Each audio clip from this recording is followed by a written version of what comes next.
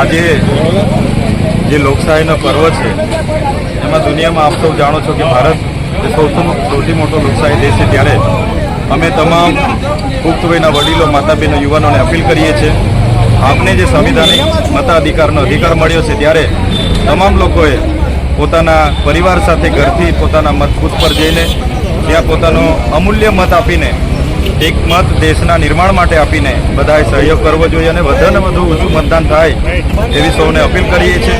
સાથે સાથે આજે અમે ભરૂચ બૂથો પર અમે ઉપસ્થિત છીએ ત્યારે આ ભોલાવ, જાડેશ્વર જેવા બૂથો પર કેટલાક અસામાજિક તત્વો પોતાની આઈડેન્ટિટી નથી, કાર્ડ નથી, છતાંય અંદર ઘૂસે છે અને પોતાની સરકારનો રોપ જમાવવાની વાત કરે છે। ત્યારે એમને પણ કહેવા માંગીએ છીએ, ક્ષત્રિય સમાજને ગાળ દેવાથી, પટેલ સમાજને ગાળ દેવાથી કે આદિવાસી સમાજ કે જૈતરભાઈને ગાળ દેવાથી મત નથી મળવાના। અગર તમે 30 વર્ષમાં કામ કર્યો છે તો કામ ગણાવીને તમે મત માગી શકો છો।